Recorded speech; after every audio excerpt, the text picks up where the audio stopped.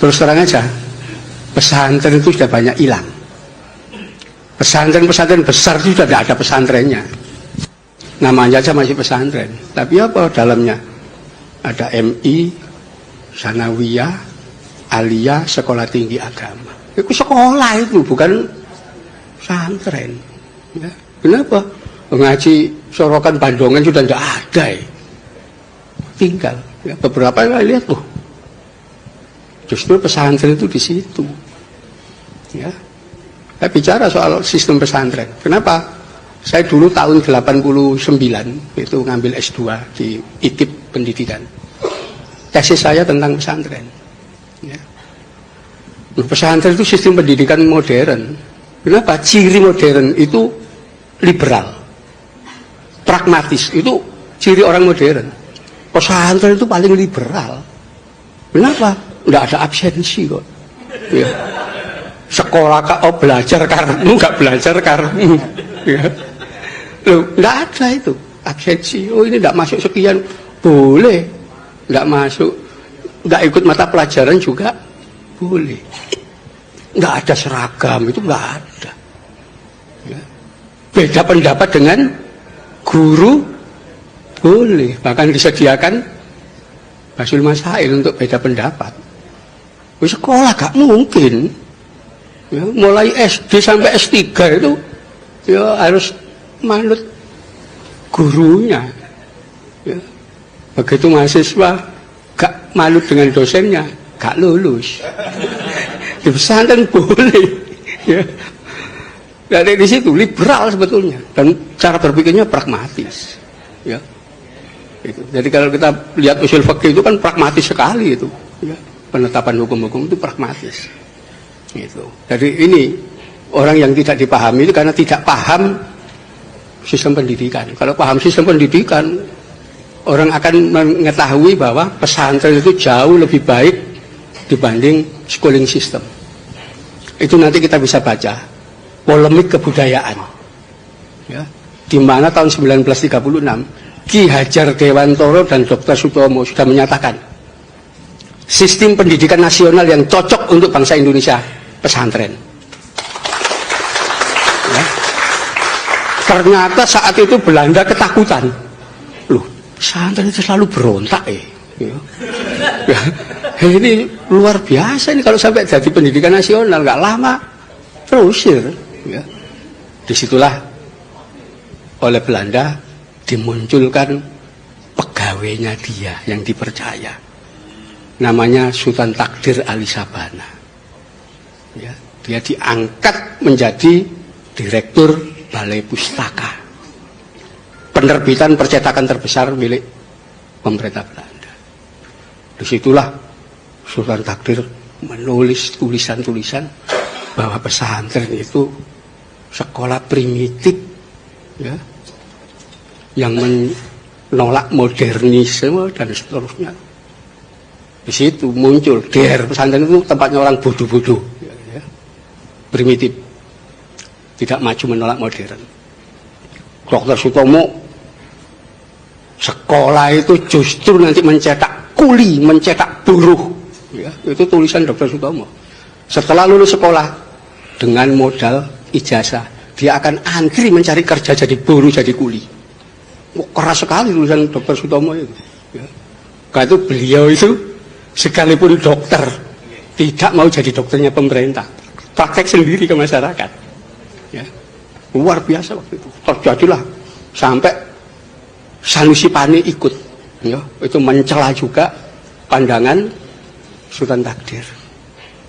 Tapi karena Dr. Sutomo mendadak meninggal, nggak tahu kenapa mendadak dalam usia muda meninggal, nggak berlanjut. Ya. Kenapa? Ki Hajar Dewantoro sudah sangat tua. Ya. Akhirnya disitulah sampai membuat taman sisma macam-macam itu sebetulnya menggabungkan antara pesantren dengan sekolah.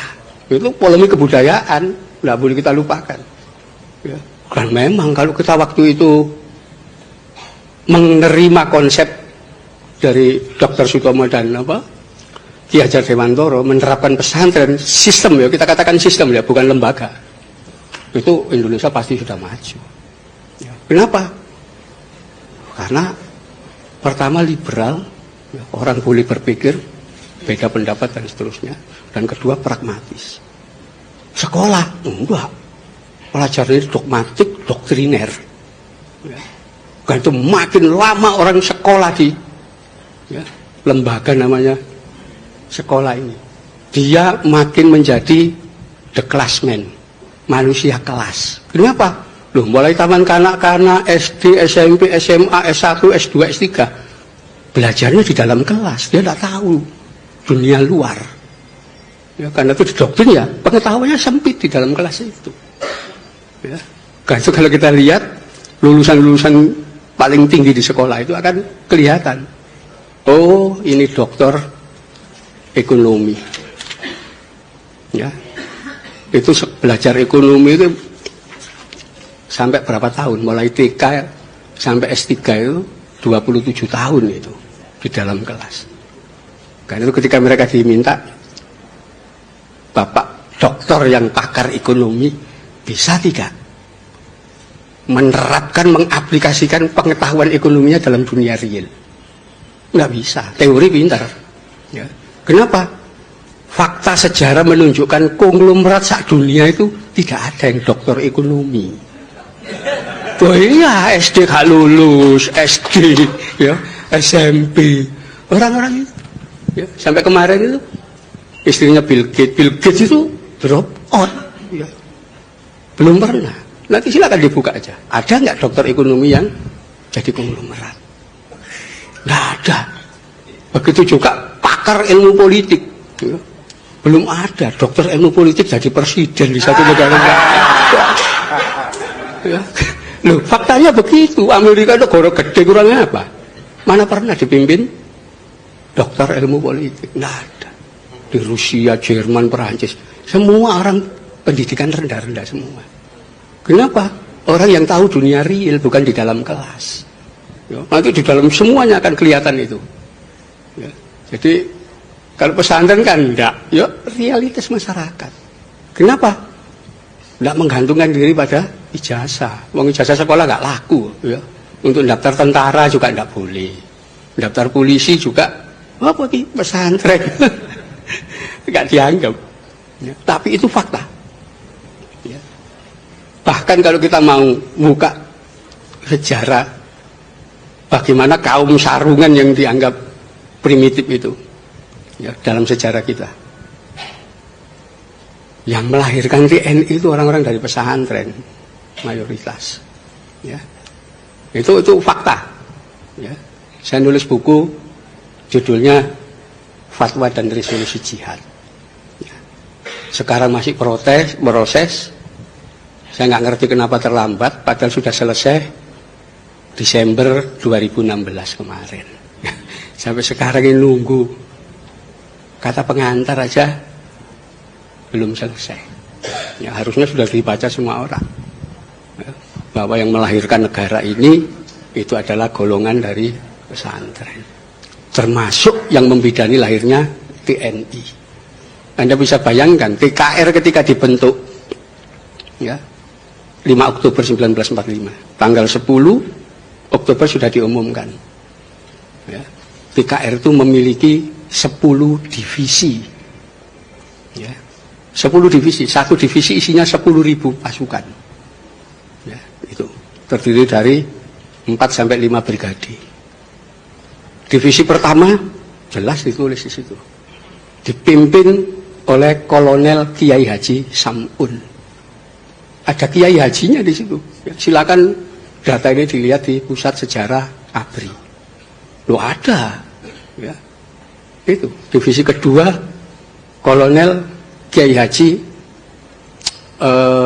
Aruji Kartawinata. Ada Kiai Hajinya diilangi. Ya. Komandan Resimen 17 Letnan Kolonel Iskandar Idris. Itu ada semua. Ya. Komandan-komandan batalion itu gelarnya kiai-kiai semua. Ya. Di Malang itu Kiai Iskandar Sulaiman, mayor. Ya. Kiai Abdul Manan Wijaya, ya. Sampai pahlawan di Malang itu ada namanya Hamid Rusdi.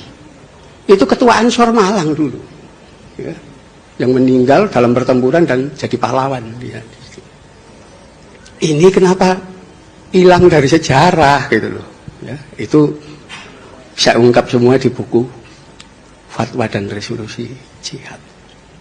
Ya, bahwa TNI itu salah satu yang membidani adalah dari golongan kaum sarungan dari pesantren. Ya, saya kira itu ya. Assalamualaikum warahmatullahi wabarakatuh. Waalaikumsalam warahmatullahi wabarakatuh.